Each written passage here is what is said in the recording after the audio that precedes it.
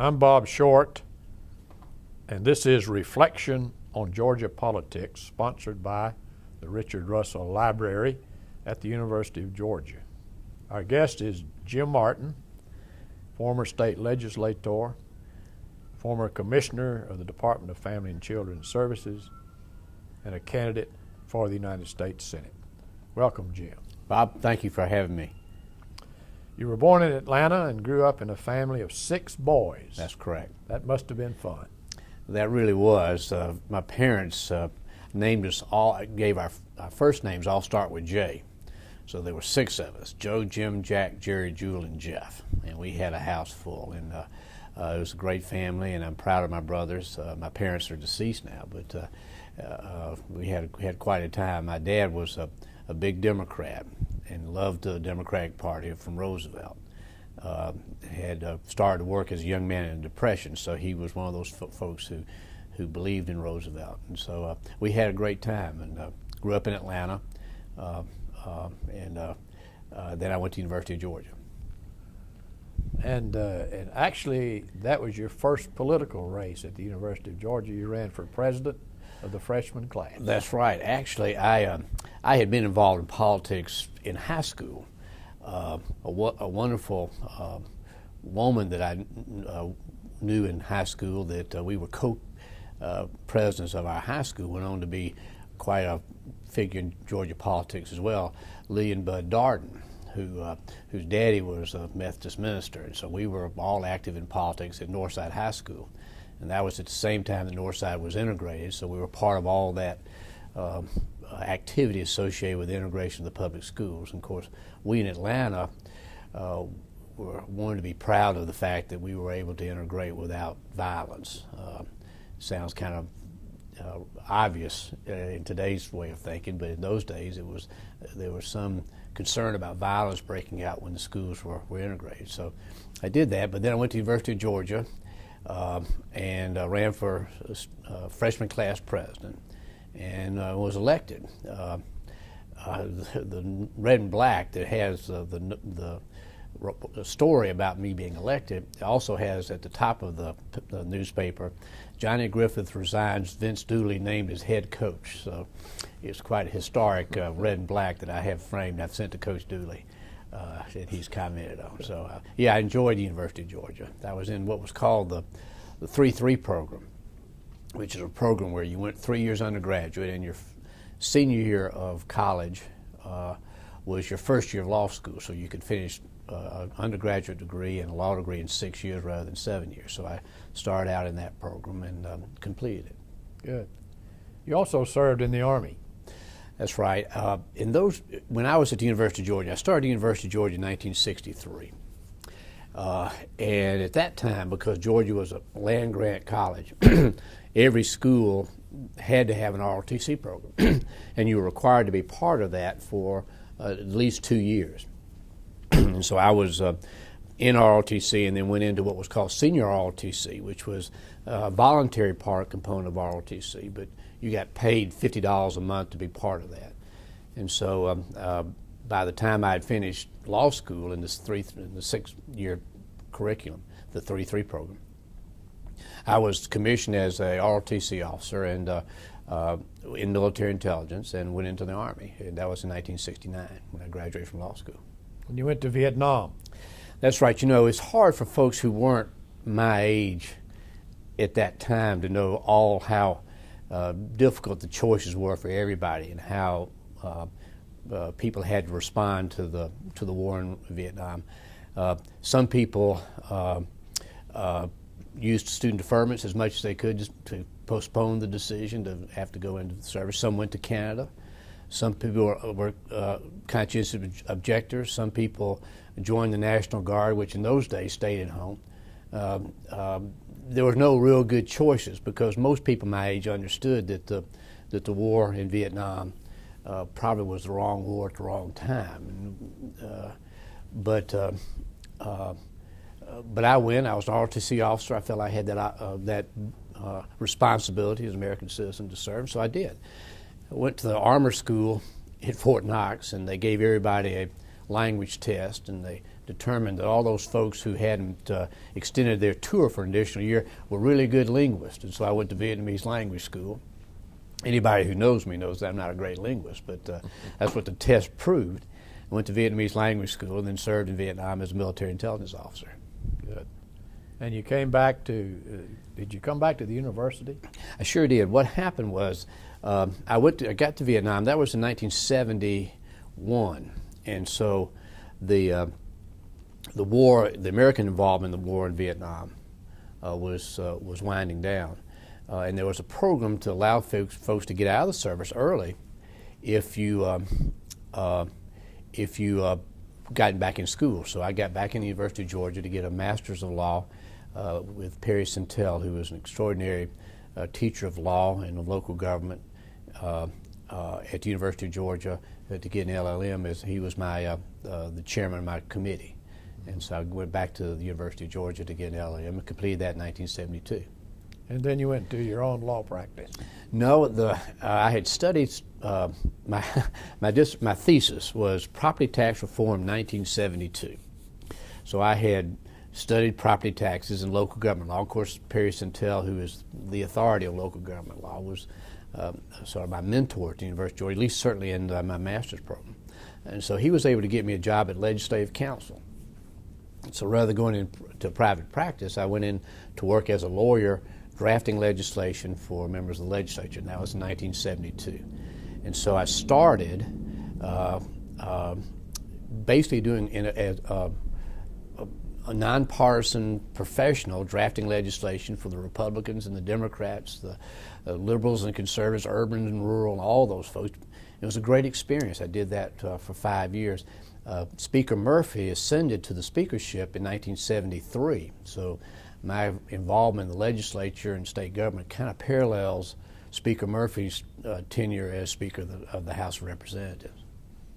And then you ran for the state legislature in 1983. Well, there's actually an important part between that, which was I was in the Legislative Council's office for 5 years, and I really enjoyed that. It gave me a perspective on the political process, technical abilities in drafting legislation, understanding how the political process worked. And it really served me well through my entire political career to have had that staff position and that training and background. After 5 years, I wanted to take a position on the issues. It was fine to be nonpartisan. It's important, frankly, to have professional people that help people who are elected accomplish what they think they were elected to do. I think that's critical to our democratic process. And I enjoyed doing it, but I wanted to start taking a position. It had been inappropriate for me to do that as a member of the Legislative Council. So I had two offers. One, to go to work with Joe Andrews, who at that time represented the small loan companies. Came to me and said, and I drafted some of the legislation. He said, you know, Jim, you'd be great working for the small loan companies. And I had an opportunity to go to work for legal aid, to work helping low-income people present their point of view to the legislature with the Atlanta Legal Aid and Georgia Legal Services Program. And I chose to go to work for legal aid, and it changed my life. It gave me a perspective on how people in the state live, the challenges that people with low income face, the problems that they face in the political system and getting their voices heard, all that. And so for 5 years, I did that. I represented low income people on issues associated with family income, aid. At that time, the program was called Aid to Families with Dependent Children, increasing benefits for them, housing reform, working with families who had children with developmental disabilities, and changing the laws that affected mental health, consumer laws, and fighting with the banks over interest rates and the small loan companies over excessive charges. And I did that. For the last 2 years of that, I did that on a contract basis and started my own law practice with Ken McDuffie. And the firm was called Martin & McDuffie, and we started our practice, basically a small general practice in Atlanta. So when did you get interested in running for public office? Well, all that had sort of, you know, I had that involvement, student government. I had been involved a little bit in campaigns. I had worked for legal aid, worked for the legislature. And in 1983, Sidney Marcus, who represented the in-town neighborhoods in northeast Atlanta, passed away unexpectedly. And I knew, having been involved for about 10 years in the political process, that the time to run for office is when there's a vacant seat. And it was not a good time. I had just started my law practice. We had 3 kids. I had married Joan, my wife, when I was in the Army, and we'd had 3 children. So I decided to run. And fortunately, I had, as you know, 5 brothers, more importantly, 5 sister-in-laws. And they put together a campaign, along with a lot of my friends and people I had known through the involvement in government, helped me. And there were 10 people in the race. I got into a runoff with a woman who had served in the legislature, Cindy Fuller, and won by 150 votes. So if 76 people had voted the other way in that election in 1983, somebody else would be sitting here in this chair, not me. So I started serving the legislature. So here it was, Jim Martin, legal aid lawyer from Atlanta, progressive, elected to the Georgia legislature in 1983. And everybody thought there's no way in heck that he's going to be successful in the legislature. He's just too liberal, he's too urban, he's just not going to make it. But I was bound and determined to prove him wrong. I knew enough about the legislative process to know, in the customs and traditions, to know how to handle myself, I guess that's the right word. And so I worked hard, developed a reputation for getting things done, and over time got promoted. Well, as we all know, most of the work done in the legislature is done in committees. And you had several major committees. Tell us about some of the legislation you dealt with. Well, I knew that, and of course I developed, and having worked in legislative council, I knew how to draft legislation. I always knew, and I learned this early on, working with some of the best people that have been involved in Georgia government, that if you get people to talk to you, if you could sit down, talk with them, find out what their concerns were about a piece of legislation, you could always come up with a provision that solved that. In many cases, a provision that would solve their problems, and you could go ahead and pass your legislation. I developed the ability to do that. So it got so that people just didn't want to talk to me because they knew if they sat down and talked to me, they'd wind up agreeing to something they hadn't intended on agreeing to. Because so much of politics, unfortunately, is the inability to discuss issues, discuss what's going on. Lots of times, bills, particularly I learned this when I was working at legal aid, lots of times bills are drawn so broadly that they have unintended bad effects on people that the purpose of legislation wasn't ever intended to touch anyway. And if you could get people to sit down and talk to you, narrow the focus of the legislation, deal with a specific problem that caused the need for the legislation, you could prevent a lot of problems from occurring. And so I developed that reputation, worked hard. But the most important thing was that when Bubba McDonnell ran for governor, and Speaker Murphy was supporting Bubba, I, as a member of the House, supported Bubba. And it was kind of unusual because an urban legislator was supporting Bubba. There were a lot of other candidates, and that was kind of unusual. And so after it was over, I went to the Speaker and said, I'd like to be chairman of the Industrial Relations Committee. He said, well, let me think about it. So I said, well, I don't have a whole lot of labor people in my district. I don't have any big mill owners in my district. I understand the law because I'd been on the Industrial Relations Committee. So I made my request, and I came back to his office. Then I just found out that Bill Dover had been appointed chairman. And so I went back to the Speaker and said, no, I didn't. I knew that he was getting ready to make the appointment. So I went to see the Speaker and I said, Mr. Speaker, I understand you're getting ready to make the appointment. Yeah, I'm going to appoint somebody who doesn't have a lot of labor people in his district. It doesn't have a lot of mill owners. I'm going to appoint Bill Dover. I said, oh, my Lord.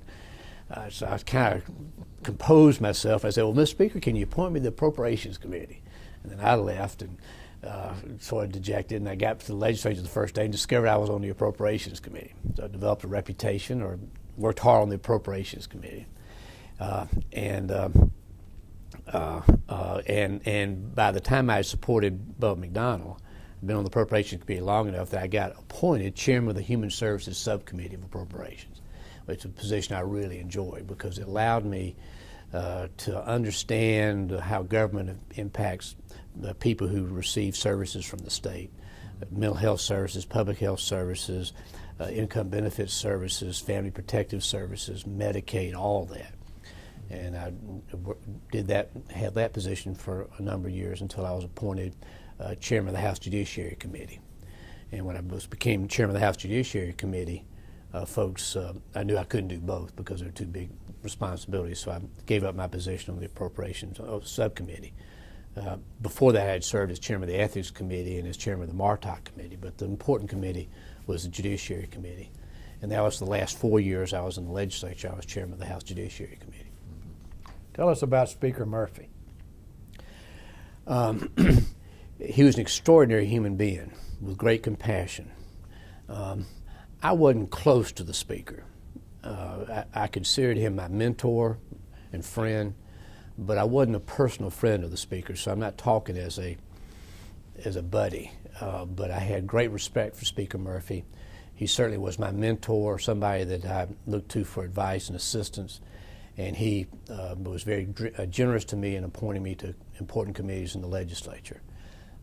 People couldn't understand how we had that relationship because I was perceived of as being pretty progressive, and he was conceived of as being, incorrectly so, of being conservative. But he was really more of a Roosevelt Democrat, to be honest with you. And we both had great compassion and concern, he more than I, for children and for people who needed help. I mean, his own personal story was that his brother had been unable to walk, and he had to care for him as they practiced law together, and he was very concerned about people who needed help. I understand a little bit of that because I had polio when I was in the third grade in elementary school, so I understood a little bit of that, so we had that in our backgrounds. We also believed that there was a role for government to help solve problems. And we also believed this, and a surprised a lot of people, that I was about as, he was more so than me, but we both despised the misuse of public money. Just hated it. I mean, maybe it's because his daddy had been a primitive Baptist lay minister, and I'm a Presbyterian, but we, as a matter of, in our souls, we hated the fact to see people wasting public money. And so we got along well. Government should provide assistance to people who need help. They should have programs that help folks. But we ought to be careful how we spend our money. And so he and I agreed on that. We were absolutely in agreement. And he supported me. He also understood that I wasn't in it. I believe he understood that I was in it for the right reasons and could trust me. A couple of times I got in kind of in a jam, and he helped me out and stood behind me, and I'm always indebted to Speaker Murphy for having done that. Now, he wasn't perfect. I'm not perfect either, and I'm not here to say Speaker Murphy was perfect, but I have enough wonderful experiences with Speaker Murphy to really hold him in really high regard. After I had left the legislature, I had become Commissioner of the Georgia Department of Human Resources. And during the legislature, I had worked to close one of the state hospital that provided care for people with developmental disabilities, on the belief that people do better in the community and that the hospitals, we shouldn't just warehouse people. Speaker Murphy was really concerned about that because he'd been out to the hospital. He knew the kind of very much involved condition that the folks were in and was just concerned. But I convinced him, along with others, that we need to close that hospital. We could do a better job in the community. When I became Commissioner of Human Resources, there were some articles written by the Atlanta papers about some of the bad circumstances some of those people were in living in the community. And we'd not done a good job as a state in providing that kind of assistance. And I was madder than hell. And I called my staff in on Sunday morning, and I said, we're going to visit every one of those people that are in the community and find out how they're doing and make sure they're all right.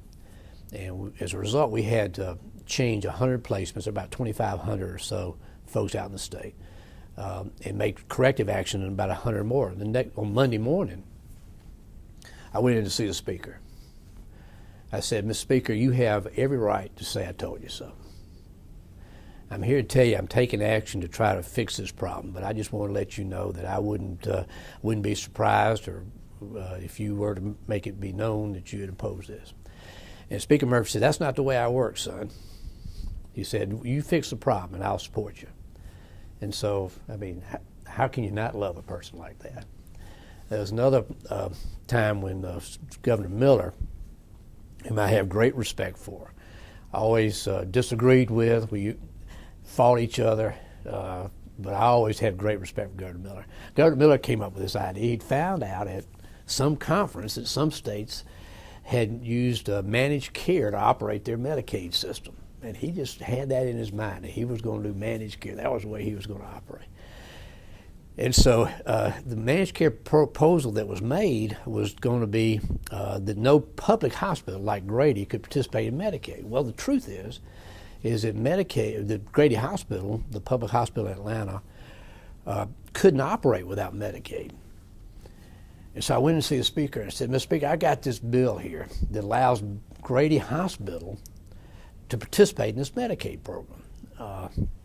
Now, if it goes to the insurance committee, it ain't going to ever get out. But I need to pass it.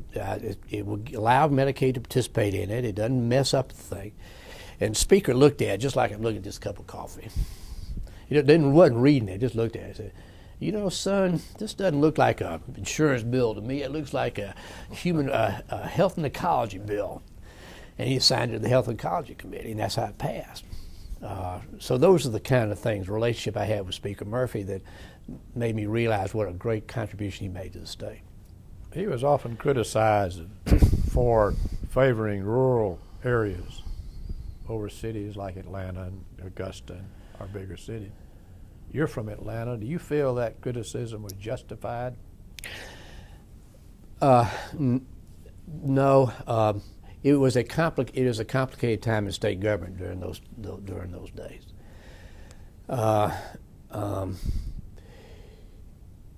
If you looked at the way his committee appointments were made, for example, by and large they were for rural. The leadership in the legislature was rural legislators, and so you could criticize him for that. Although he made changes over time to appoint African Americans and urban legislators like me to positions in the legislature. But if you focus on that only, you miss the point. I mean, Speaker Murphy loved this state, as I do.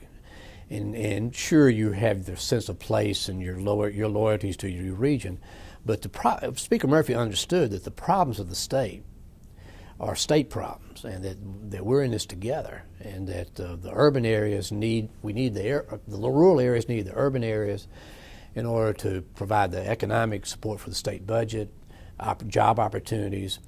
And the urban areas need the rural areas to be successful, otherwise those problems would come into the city. And so he understood that, and when he thought it was right, he would stand up for it. He stood up for MARTA, the creation of MARTA. He stood up for the creation of the World Congress Center, and those kind of things. And so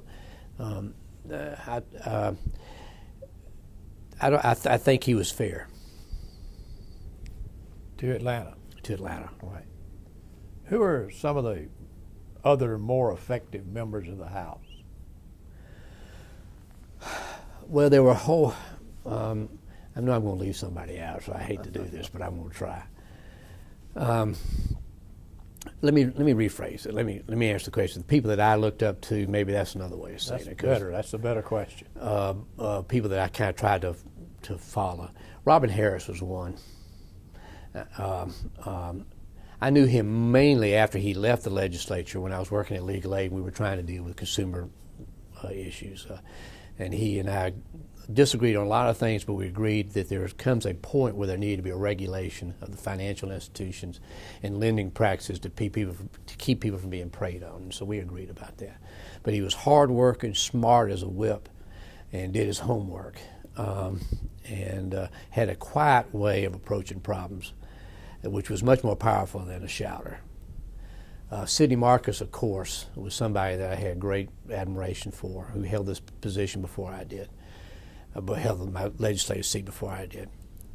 He understood how to work with rural folks to stand but maintain his integrity and keep his position. Grace Hamilton was a person that I worked with a lot as when I was at legal age. She was chairman of the Appropriations Subcommittee that dealt with Human Services like I was, before I was. And she was committed to making sure that the budget process worked, these programs were adequately funded. Georgiana Sinkfield is a friend of mine, and we both came to the legislature about the same time, and we used to love the political process, and she had quite a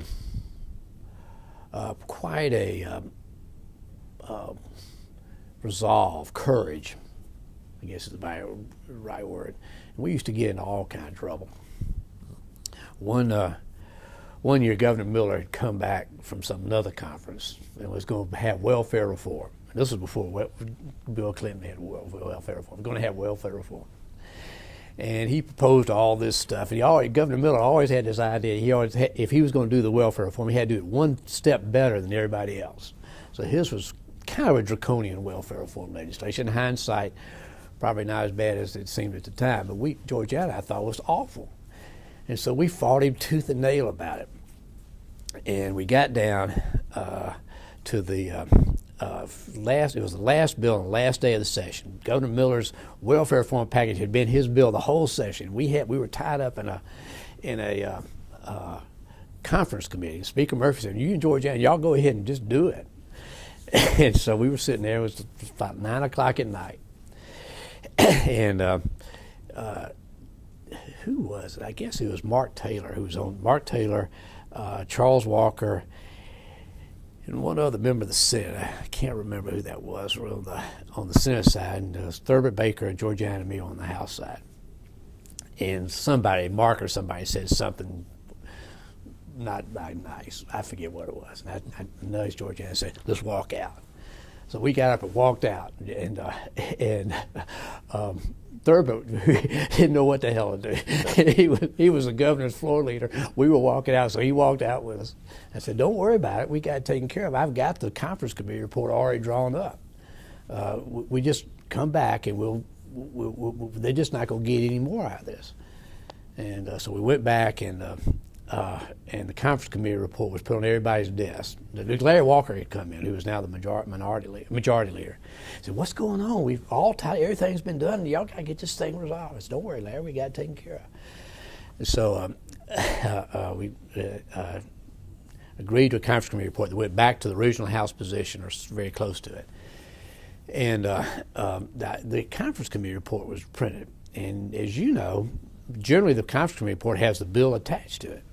But all this conference committee report said was the House receives from the Senate and the House conferees agree that the House version, number such and such and such, is hereby adopted as the conference committee report, incorporated by reference. I don't know if anybody's ever done that before.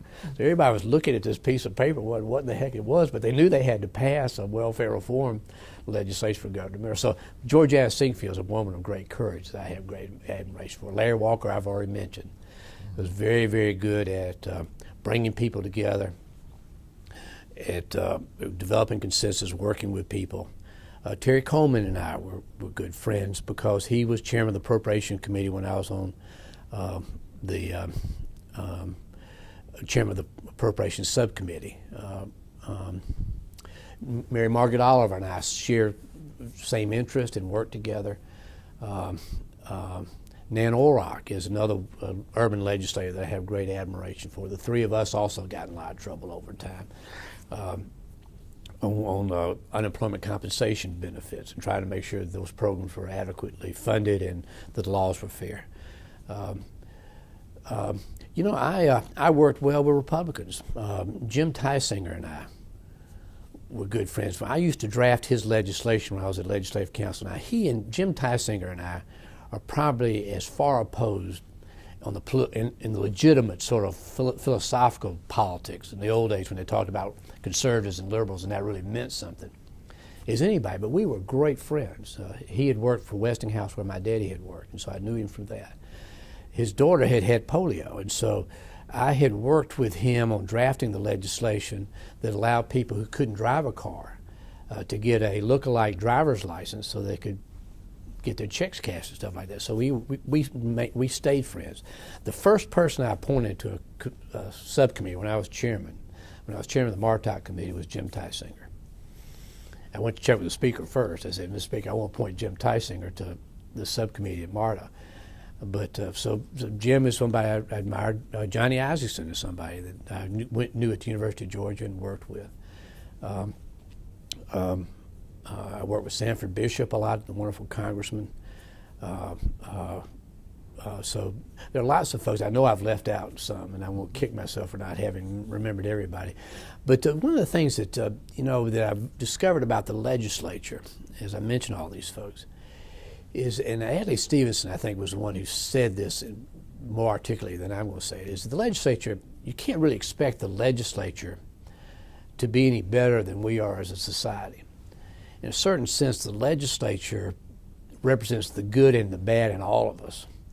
And if you were, I used to say, if you took your hand and stuck it into the Atlanta Stadium and picked up about 180 members of that, and threw it in the legislature, you have probably the same kind of mix of folks as you have in the legislature. You have some people you wonder how in the world they ever get elected to public office, and some that just will charm your pants off. They're just a wonderful mix of people. Now, there's some exceptions. African American representation historically has not been what it should be as a percentage of our population. That has changed.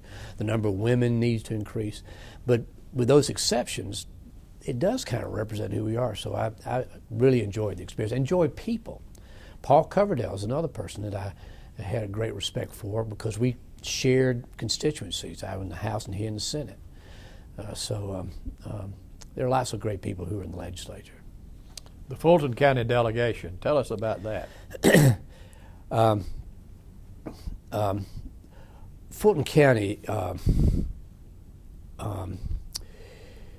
even now, has a broad range of political philosophies. It was 10% of the legislature, 10% of the population in Georgia lives in Fulton County. 10% of the legislature was from Fulton County. So the delegation was large, extremes of political points of view. Some would say unmanageable. I think that was overstated. The people would like to shout and get in each other's faces, but it was an interesting group of folks. Now, what happened with the Fulton County delegation that a lot of people don't understand is that in rural areas, the businesses and political leadership at the local level go to their local delegation to get their legislation passed, important legislation. In theory, that's true of the Fulton County delegation. But more likely than not, the businesses will go directly to the speaker or to the governor and local leaders as well. So the delegation was undercut a little bit by the practices of the people from Fulton County in not using the delegation effectively to represent their interests. Of course, it then became kind of a circular problem because then the delegation didn't become as powerful as it should have been and then couldn't deliver like it should. Sidney Marcus tried to change all that when he was chairman of the delegation. And so I was involved in kind of the leadership of the delegation over time, became vice chair. There were also racial issues associated with the membership of the delegation. But I was vice chair, and we tried to deal with the problems that affected the county in a responsible way, and I think we did. The one issue that was always, while I was there, always one of great contention was the incorporation of the city of Sandy Springs. That was a matter that needed to have Fulton County delegation approval for it in order to pass, every member of the delegation, because the incorporation of a city in Fulton County affected the whole county. And I was one of the people that believed that creating more new governments was a bad movement, bad step, that Atlanta already suffered from the fact, the city of Atlanta, from the fact that it was a small core city, the smallest core city in an urban area in the country, and that's not healthy, that a city needs to be about 50% of an urban area needs to be the incorporated city and 50% of it not. Now, there are different models and times have changed, and then we now have a city of Sandy Springs, and in Southern California, for example, has made that's all work. So it could have, it could work, but at that time we felt like that it didn't. It wasn't a good idea, and that there were other it was going to hurt Atlanta for the city of Sandy Springs to be incorporated. So we fought tooth and nail over that. And one of the people that I fought with was Dorothy Felton, who was the mover of the incorporation of the city of Sandy Springs. She and I were friends. I went to her funeral. But we just disagreed about that, and I did everything I could to keep it from passing. It made her so mad. But I think, but that was one of the contentious issues in the delegation, is whether or not to incorporate the city of Sandy Springs. I'm trying to think of other issues. Other issues were the issues of bond, allowing local governments to issue bonds, the creation of authorities, development authorities, those kinds of things. All those came before the delegation, and we tried as best we could to resolve those issues. Mm-hmm. Well, you left the legislature in 2001 to become commissioner of the Department of Family and Children's Services. That was quite an experience. Well, my background is actually the Department of Human Resources. Governor Carter in '72, right when I started work for the Legislative Counsel's office, actually the year before, I started with the '73 session. I started in '72, but I didn't begin working until the '73 session. And the '72 session had created the Georgia Department of Human Resources, which was designed to be a look-alike agency with the Federal Department of Health, Education, and Welfare, and combined lots of the independent departments in state government into one agency.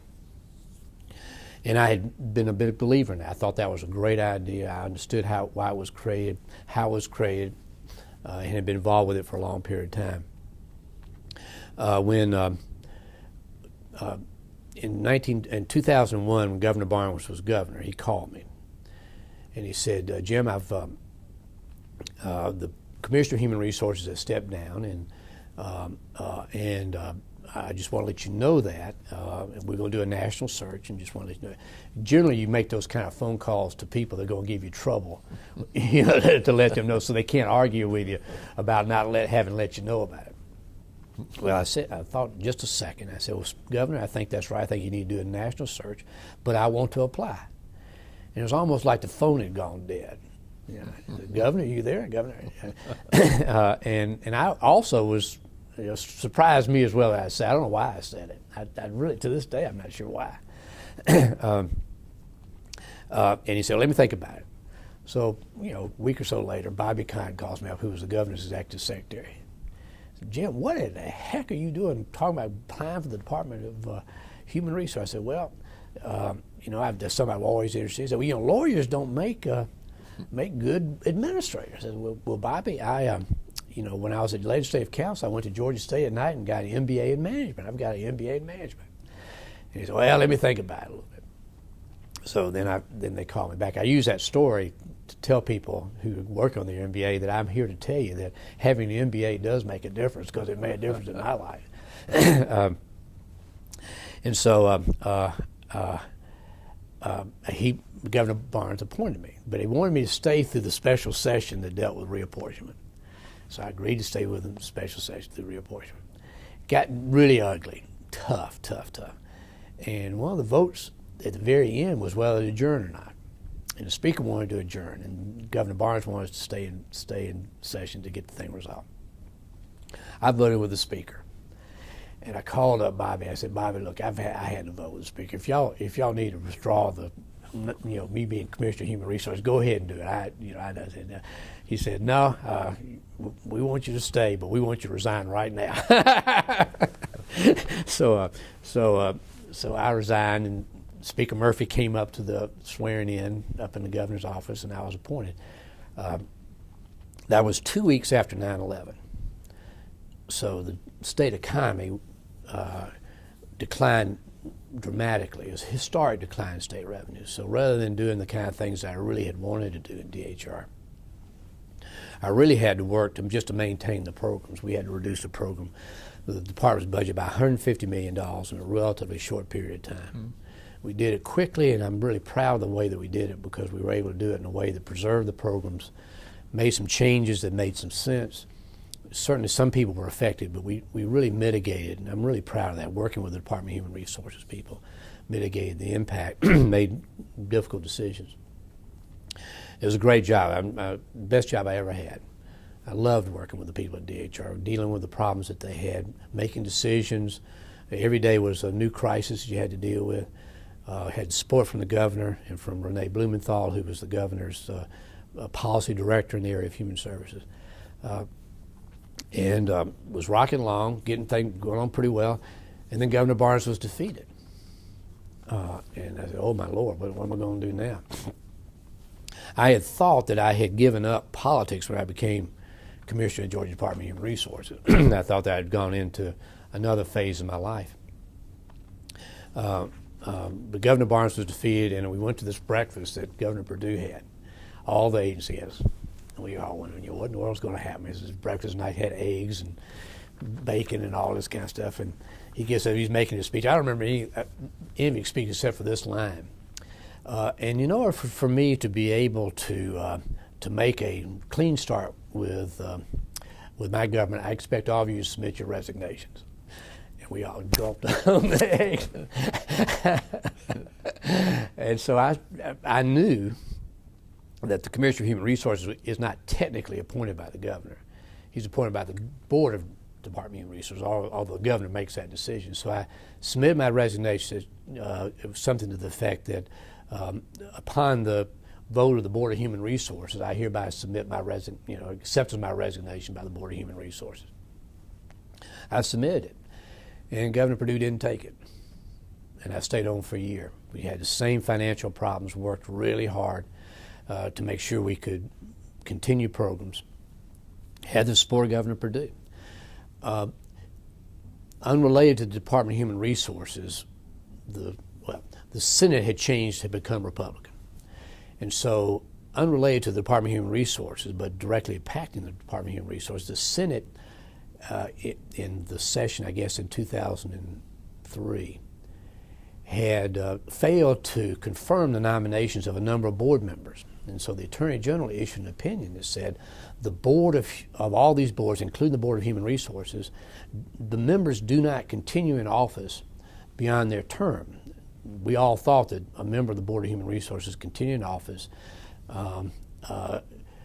until his successor is appointed and confirmed. It turned out then we had 4 members of the Board of Human Resources left. So I said to the governor, actually to Eric Tannenbaum, that we need to have new members of the board, or people need to be reappointed. We didn't have a functioning board to pass regulations. I suggested these are the members of the current board. Most of them are not political people. You ought to consider appointing these people. They have made appointments. They're all Republican. I mean, that's their prerogative. And they want a new commissioner. And so Jim Lentz called me in his office, who was the governor's chief operating officer. I thought he was going to tell me what a great job I was doing, because I was doing a good job. He said, Martin, Jim, you need to let this and this person go. And we want you to stay on until we get this new commissioner, but we're going to get a new commissioner. It will probably be done before the next session. I said, well, Governor, Jim, I've got to let the people at DHR know, because they've been wondering for a year what was going to happen. And so he said, well, don't say anything and let me talk to the governor. So they talked to the governor, and they said, we're going to issue a news release that says you and he have met, and that you've agreed to step down or something to that effect. I thought, that's fine. With the date unknown. So I was working with a new board, trying to get them to understand what was going on with the Department of Human Resources. Some issues came up with the new chairman of the board over family planning. And we had to make some reductions anyway, but an article was written criticizing him in the paper for some decisions about family planning. And he called me up and said, Jim, I want you to write an editorial, sign with me a response to this editorial. I said, well, look, I will do that, but I'm out of here on November, whatever date it was. And so I left. Now, at the same time, there had been some tragedies for some children in DeKalb County. The newspaper was really playing that up. And so they started these stories about, Jim Martin resigned after these children died. Well, it was true as a matter of timing that it was after that, but the actual story is one I just told. Nobody really cares or knows, but that because the paper repeated over and over and over again, and it wasn't factually incorrect. It wasn't because of, but it was after those deaths that it looked like that was part of it. It was really more the result of the change in the Board of Human Resources. So I left DHR. Was really pleased with my public service, thought that I was going to go into another phase of my life. I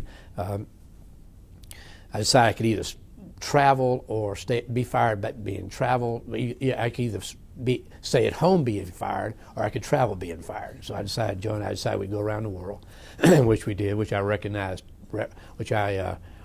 to everybody.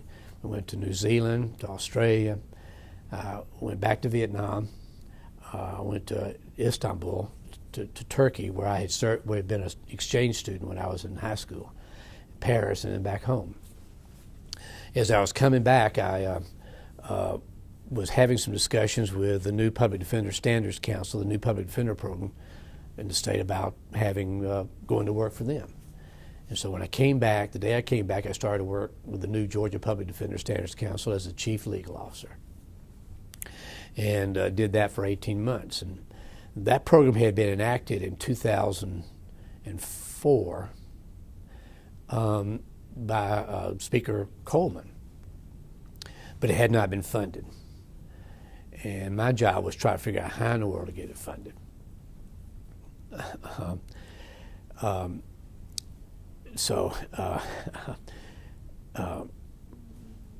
The way the budget works is that the Georgia Public Defender Standards Council at that time was in the judicial branch. So the judicial branch budget cannot be changed by the governor. So they had put in almost a little over $30 million to fund this new program in the governor's budget. Most people know that wasn't going to stay. The House was going to jump on that like raw meat. So the budget was produced, it was introduced, and passed out of the House. It said, funding for Georgia Public Defender Standards Council, yes. No money, just yes. And I went to DuBose Porter and said, DuBose, what in the world's going on here? There's no money here. It says yes, but there's no money. So, oh yeah, we're going to pass another bill that's going to create a funding mechanism. So the rest of the session was spent in developing this funding mechanism, which was increased fees for filing documents in court, increased fines, and some other charges. The great thing about it is it came to $57 million, or 50-something million dollars. So there was $20 million for people to spend in the first year. We only needed 30. So that was going along fine. The budget had this, Governor Perdue put the money in the budget and showed that as a new revenue source in the budget. It was going along fine. And we got to the last day of the session, and there was Harold Melton, at that time was the governor's legal counsel. And they were having trouble because they said, we don't like the fact that the judicial branch budget isn't subject to our scrutiny. And so with all this concern, the legislature adjourned with a new, with a budget for the Department of, for the Georgia Public Defender Standards Council in the budget, but without the tax. So there was a $50 million hole in the state budget. And everybody said, what in the world are we going to do about it? So this is where the experience of having all the people that I've mentioned, that I've worked with the legislature, and all the mentoring that Speaker Murphy had given me, and all these other folks, really came to my assistance. So I went to meet with the governor. I said, meet with the governor's staff. I said, what can we do about this? Well, we're really concerned about this, about having the control over this budget and getting out of control. Went to talk with Terry Coleman, and talked with DuBose, and ran around the state, met with Larry Walker. And so we came up with a provision that said two things, an agreement on this, that the Public Defender Standards Council would never ask for more money for their budget than was generated by this tax, and that no more, would never ask for more money than, and that the governor in his budget could comment on that budget. He had to put the money in, but could say in his budget document, I don't like this worth a daggum or whatever. Could make a comment on it. And that would be consistent with the constitutional requirement, separation of powers, but also would allow him to do that. They all agreed to it. And so it came in for a special session, and 5 days passed it, and that funded the Public Defender Standards Council. I stayed on there for about a year and a half, and had always thought in this, believe it or not, it's hard to say, that I'd run for governor someday. You know, I had just some goal I'd always had. So I said, well, maybe I'll do that. You know, I'm old enough in my life, I'll just do that. Unfortunately, there were two people already running, Mark Taylor and Kathy Cox, and they were pretty strong candidates. And so I decided to leave this Public Defender Standards Council and started talking to people. And they said, you know, there's no way in heck you're going to win the governor's race. I said, well, let me think about it some more. And at about that time, they said, you know, the only way you can win is if, because of your understanding of state government, because of your progressive, in the Tom Murphy sense of progressive position on issues, the only way you're going to get people to hear that is if there's somebody on the other side who is a real stark contrast to that. Well, it turned out that Ralph Reed decided he was going to run for lieutenant governor. And I thought, you know, this is the chance for a candidate to run statewide who articulates a progressive point of view for the state against the old way of thinking.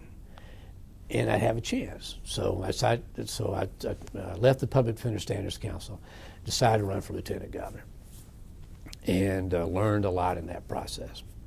One of the issues that we talked about was predatory lending and the abusive practices by lenders in the subprime market.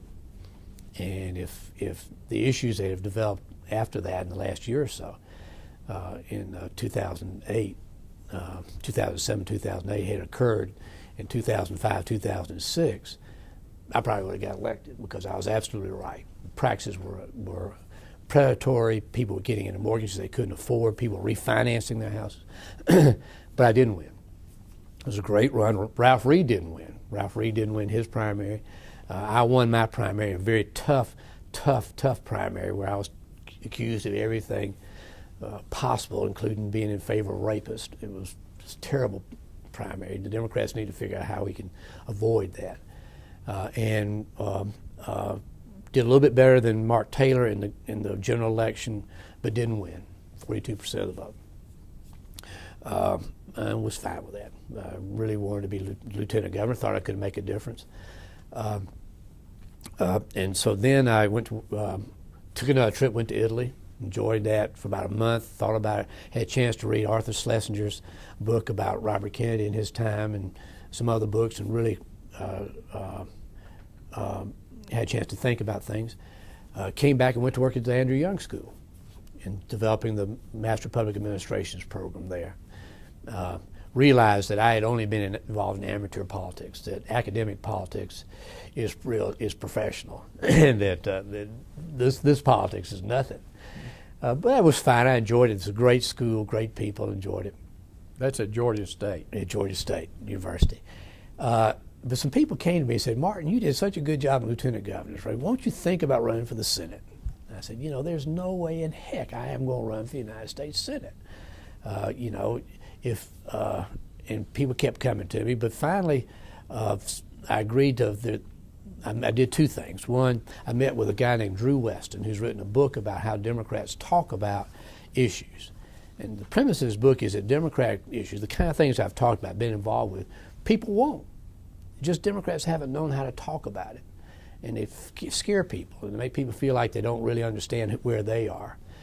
Talk down to people, and that Democrats need to figure out how to be able to relate better to the voters, and they can be successful.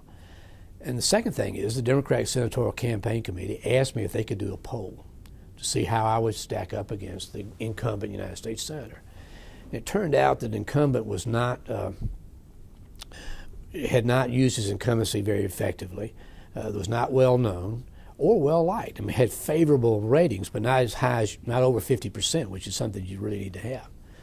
And that where my story, all the things I've been involved with, the issues trying to help people stand up for working class Georgians, All those things resonated with the people. They knew my story, having served in Vietnam, having been involved in the legislature, having dealt with healthcare issues and all those things, that my story matched up well with his, so that it became a statistical dead heat. And where people knew both of us, I won. And I was surprised by it. So I went to Washington to meet with Senator Reid and Senator Schumer. And it was a great meeting. It was the day after Senator Clinton had won in Ohio and Texas. And so I thought, well, Barack Obama needs to be the candidate in order for me to be elected. So I'll go to Washington. I have a chance to see some places of the Capitol I've never seen before. It'd be a fun trip. I'll just go. So my son Jay, who had managed my lieutenant governor's race and did a great job, all my family had been involved with that. And of course, my wife Joan has been my supporter throughout all this, and just has been extraordinary and helped me in all these things. Understands politics, understands the operation of the political campaign, understands the financing of the political campaign. So anyway, Jay and I went to Washington. I was in the majority leader's office when Senator Reid and Senator Schumer walked in. I'm thinking, well, this is neat. So Senator Reid, who's a man of few words, sits down and says, "Tell me about the lieutenant governor's race you didn't win." I said, "Oh my Lord, this is going to be a tough conversation." And I explained how unlikely it was that, one, I would have run in the first place, and how well I did in a very difficult circumstance, in a very difficult situation, and that I was proud of the race I ran. We didn't win, but I was proud of it. And he said, "Well, you're not a war hero, are you?" "No, I'm not a war hero. Max Cleland is a war hero." And the campaign that Saxby Chambliss ran against Max Cleland to win this Senate race was cowardly. And I believe that. And Senator Reid said, everybody bent over and looked at me in the face and said, "Jim, everybody in the caucus hates the campaign that Saxby Chambliss ran against Max Cleland." So I thought, well, I'm making some progress here. And so then he said, and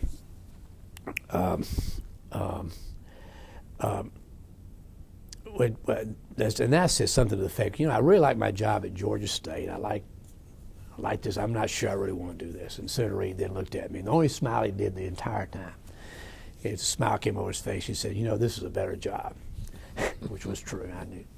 And so we got to the end of the conversation. They said, "How much is it going to cost?" I said, "I think it's going to cost about $10 million. I raised about $3 million in lieutenant governor's race. I probably can raise $5 million. I had no idea how I could do that. But I can't raise 10. And Senator Schumer then said, "We'll help you raise the rest." Now, I've been warned that was a Washington promise, which was that if I was competitive, if the race was running well, they provide money, but if it wasn't, that money wasn't going to develop. So I left, and we started the race for United States Senate. And it really was the culmination of all the things I've talked about. I hadn't realized it. It was a little bit like when I ran for the legislature the first time, and I realized all the things I had done leading up to that had prepared me to run for the legislature and to be a legislator. Having been involved with politics for a long time, having contacts across the state, having good friends all over the state, having a reputation for standing up for people and on the difficult issues,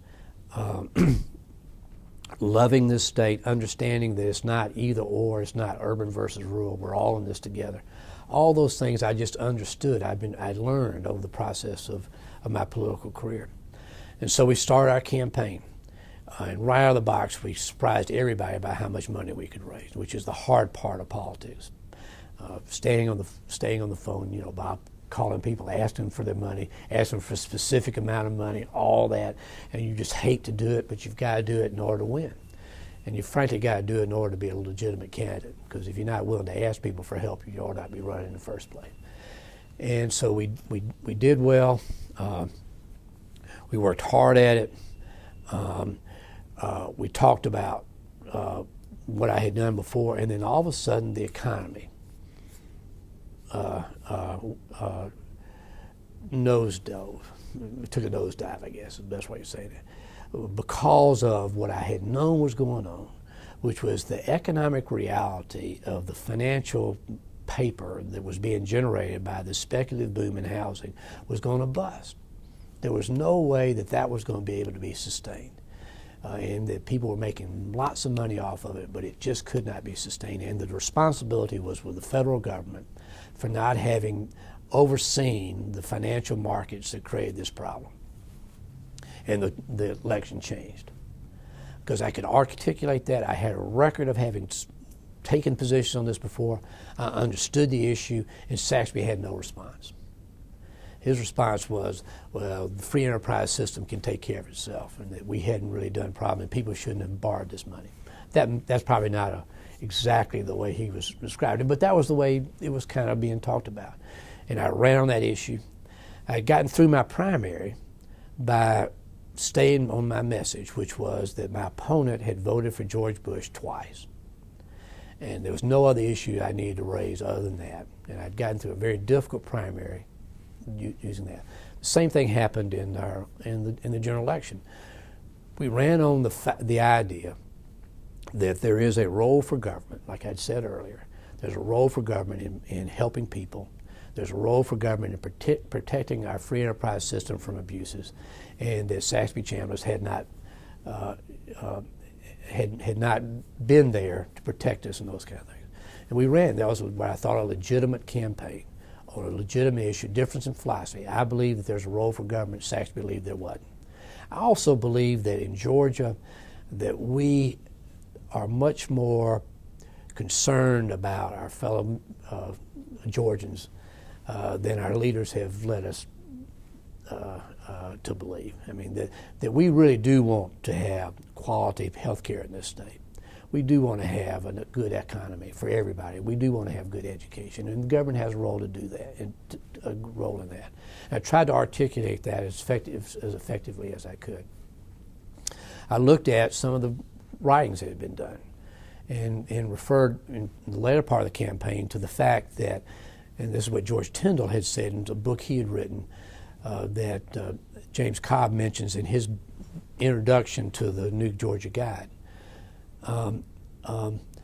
which is that for the South, change doesn't necessarily mean that we lose our identity as Southerners, our wonderful identity, the sense of place, the love we have for the state. It means we find it. You know, to get rid of some of the baggage that we have, some of our history, which is not so good, and lift up the good parts. And so there was a good response to that. People across the state understood what I was saying, and we ran an effective campaign, and Saxby didn't believe we could do it. Frankly, they took us for granted, and we really hammered on that. We got down to election night, and I went to bed about 3 o'clock in the morning thinking that Saxby had won. But as it turned out, I got 45%, he got 47% of the vote. No, 49-47. And there was a runoff. And so I came that close to beating an incumbent United States Senator with a campaign that I think is a campaign that ultimately would be successful in Georgia. And got in a runoff, and then this race became one of 2 seats, or 3 seats at the beginning, and ultimately 2 seats, that would have made the difference between whether the Congress, whether the Senate had 60 Democratic votes or not, which was an important procedural number. I never ran on that. I didn't think that was important. I still believe that Georgia senators have had a tradition of not necessarily supporting the Democratic Party or the Democratic president all the time as a rubber stamp, but rather of being independent. And so we ran, there was a national interest in the race. President Clinton came to Georgia, Vice President Gore came to Georgia, Donna Brazile, other folks. They had a wonderful time. Georgia was the focus, the scene of attention about whether or not the senator supportive of the new president, Barack Obama, was going to be elected, or a senator who said he wanted to be a firewall against the new president. And I didn't win. I got 42% of the vote. I conclude all this by saying 42% of the people in Georgia really like me. They voted for me for lieutenant governor. They voted for me for the United States Senate. And that's just not enough to be elected. But I have no regrets. This is a great state. I respect the decision of the people. But I would not have traded any of this. And a lot of this began with the fact that I grew up in Georgia and went to the University of Georgia and Georgia State, and have Georgia in my blood. But this has been a great experience, and it's been a great privilege for me to be able to serve in public office. Jim, the outcome of your election for the Senate proved that that poll you mentioned was true, accurate, that you did have a great chance, and it was a very close race. Well, we were pleased with our campaign. I was very proud of the young people that worked in my campaign, and old people. Frankly, I had a bunch of folks. It was what was really interesting was the great diversity in our age-wise and racially and areas of the state. One of my favorite stories is a guy who helped me in my campaign, who's from a very rural part of the state. And I was meeting with him when I was running for lieutenant governor, and he asked me about the Georgia flag. And I said, well, you know, I'm really glad that the battle flag of the Army of Northern Virginia has been taken off our flag because it has been able to assume its appropriate place in history, because I'm very much a student of the American Civil War, loved to study that, believed with Shelby Foote that it was the definitive event in American history. But I thought that, and I think that the flag had been misappropriated by people who were using it for the wrong reason. And he took out his card. He showed me his card. He said his name, Sons of the Confederacy. I said, "Oh my Lord, I made a big mistake." But we continued to talk, and we talked about the federal assault at Fredericksburg, up that terrible ridge, just walking into this withering fire, and we talked about the Civil War. We talked about 30 minutes about the Civil War. He realized that I really understood the Civil War and really valued that as a part of American history. And he supported my campaign. Lieutenant Governor supported me in my Senate campaign. So I had a whole range of folks who were helping me because I'd worked with them, and they knew that even if they didn't agree with me, they knew that I had my position was taken with integrity and with some reason, and that I would stand up for the right things. And so I was proud of the campaign we ran. We had all kinds of folks involved in it. I hope we showed people a campaign that could be successful in Georgia to move us forward in a progressive way for this state. Time will tell. What happened in the runoff was that the biggest motivator in politics is fear. People have always known that. And so there was a fear on the other side that the new president was going to take this country in a way that people weren't comfortable. And that I would be, as a United States Senator, in lockstep support of the new president. And so that fear motivated people. In some precincts, more people voted in the runoff than voted in the general election in some Republican precincts. So that fear motivated people. To his great credit, the new president, President Barack Obama, has reached out to folks, even those folks who voted against him, and said, look, let's put all that aside. Let's move to a new kind of politics, one that's not based on you win, I win, you lose, on the kind of divisive sort of politics. Let's move beyond that to deal with the important issues, and we need everybody to do that. So hopefully he'll be able to create a climate where that kind of fear won't be as important in politics. As you look back over that race, can you think of anything you might have done in that runoff to close it up?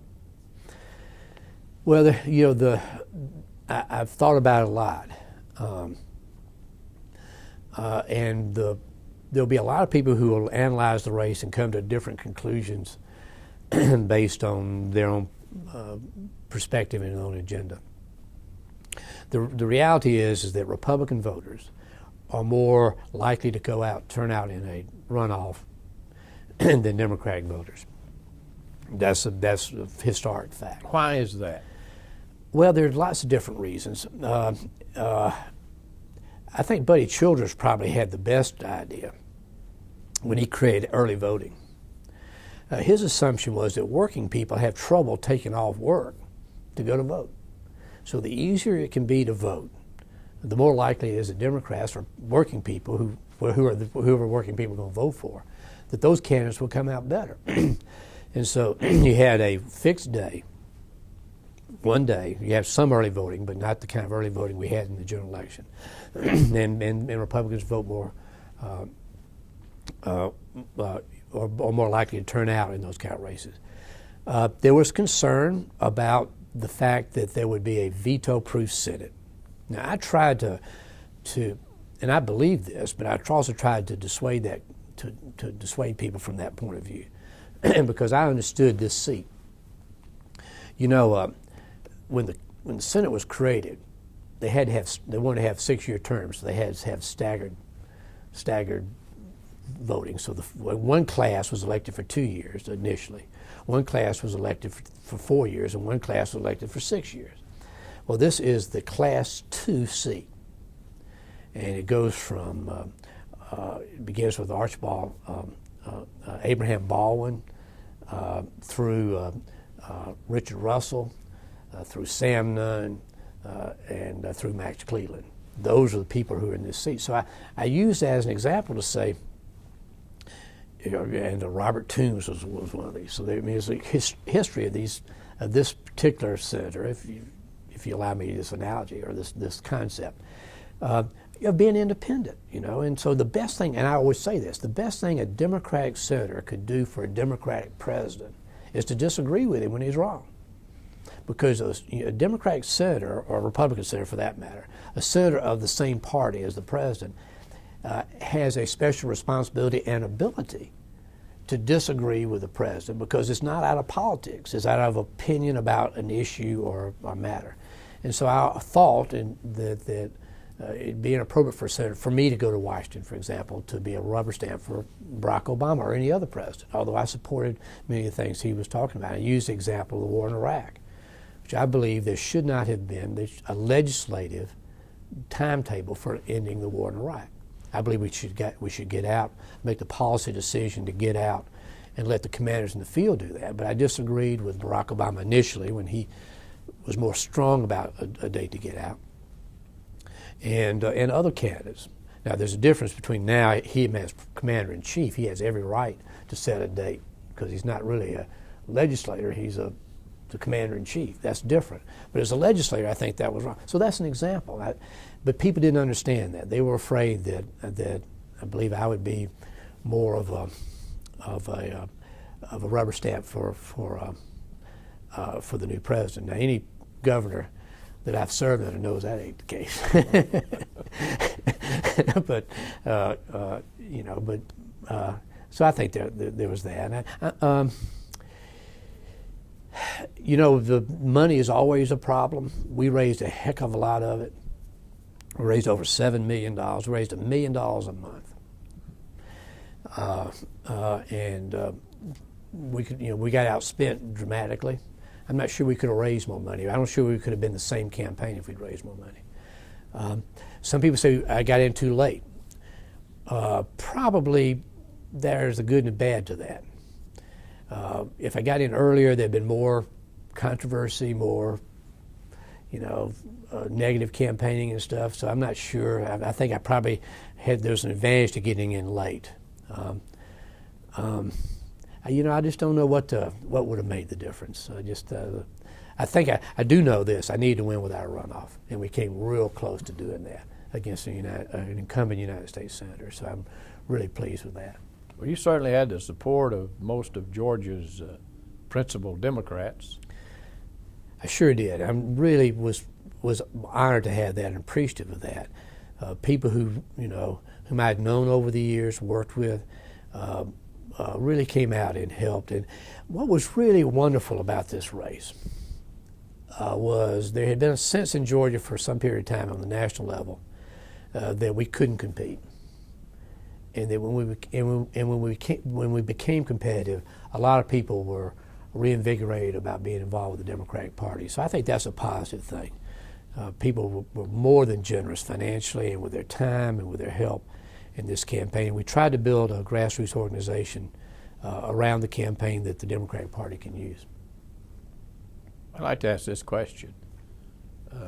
You received, as did your opponent, a lot of advertising during the campaign sponsored by organizations that were not within your campaign structure.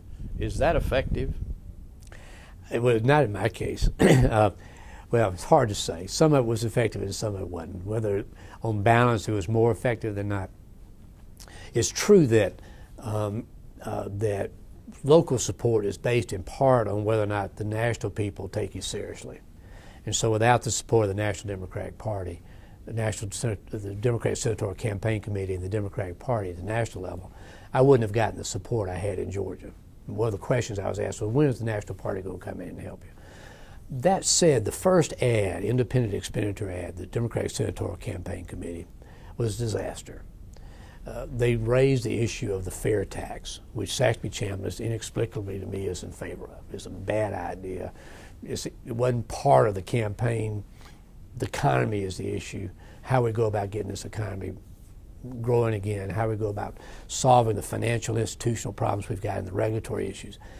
But they raised that issue, and it stirred up this local talk show guy, Neil Boards, just because he is a big, fair tax advocate, and just stirred up this hornet's nest of people on an issue that I wasn't running on, that wasn't important to this campaign, people in Georgia didn't really care about, and made it a big issue. So that's one situation where their help may not have been as helpful as they thought it was going to be, because for them it polled well among undecided voters. It didn't poll well with conservative Republicans, but with undecided voters, the fair tax was a bad idea, and it polled well, and that's what must have generated that.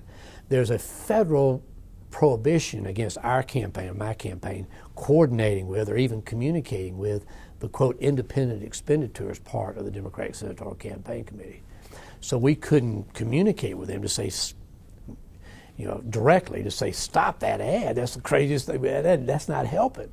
But some of it helps. Now, there were some ads done, independent expenditures on Saxby's side that really, attacked me, that I thought were unfair. And some of the ads that Saxby ran, frankly, I thought were unfair. But that's part of politics. It's a tough business. Well, you certainly have had a great public service career thus far. What's ahead for Jim Martin? I'm not sure. I want to work with folks to keep them involved in the political process. My children all have been involved in politics. I hope one of them will get in politics someday. They certainly have done a great job. Joan is entitled for me to spend some time traveling and that kind of stuff. I probably would like to teach if I could find a position doing that. I've considered going to work with the Obama administration if something becomes available. But one of the great things about life is the unexpected opportunities that come. You do realize as you get to be older that it's really not about the end of the race, it's about the race. It's no matter what I do in the future, most of my life has already been lived. And I wouldn't trade anything for all that. And so it's not how it's concluded. It's how the race kind of runs itself, and that's been the great thing. I have no regrets in that regard. Would you say never to elective politics again? I hate to. I don't want to be political about that. Let me tell you what my thinking is on that. I have asked people to help me so much in both this lieutenant governor and Senate race. I'd be reluctant to ask my friends to go through it again. I mean, it's a lot of fun. They were very generous, but there comes a point where you've had your chance, and there's also a point you see it. President Obama yesterday, when he gave his inaugural address, said something that was really correct and inspiring and encouraging. He talked about a new generation beyond the baby boomers. I was born in 1945, so I'm Bill Clinton, George Bush, Newt Gingrich. We're all, that age. So we've had our chance. He's talking about a new way of politics. Maybe some of us can learn new tricks, but a new way of politics that he can see because his age is a little bit less and he has different experiences. And so I'm encouraged to see. I'd like to see how that plays out. Jim Martin, we are delighted to have you on this program, and I want to thank you on behalf of the Richard Russell Library, the University of Georgia, and myself. Thank you, Bob. Thank you so much.